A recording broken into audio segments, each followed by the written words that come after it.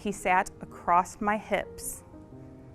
He put his knees on my forearms, and he put his hands on my throat, and he said, "I don't know if I should kiss you or if I should kill you." And that is one of the last things that I remember. I thought that that was the darkest night of my life. But I'll tell you, that was just the beginning. It's like after that is where life started going downhill. And I realize now, 13 years later, that I received a life sentence that night.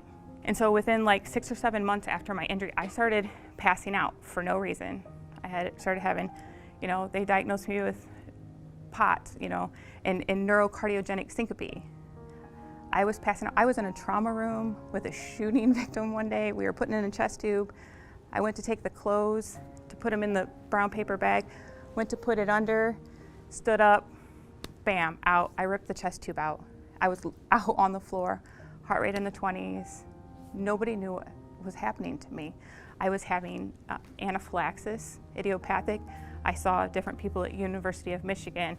They had me going to Cleveland Clinic. Nobody could figure out what was wrong.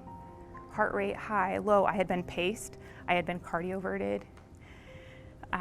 It was crazy. In 2017, that's probably when I hit close to rock bottom. So I rear-ended this car and I go to my primary care physician and I'm like, "You need to put me in the stress center. Like something is wrong with me." I'm like, "I can't hear."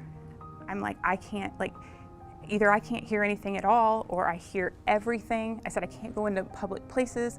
I said, "It's a mess." I'm like, "I can't see right. I can't think straight." I'm like, "I'm falling down my steps all the time. Like something is wrong."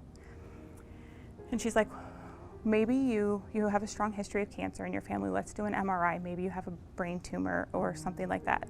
And so the MRI came back that I had traumatic brain injury. There were multiple spots throughout my brain. And they said that it looked like basically the spots that were on my skin from the strangulation is basically the equivalent of what my brain looked like.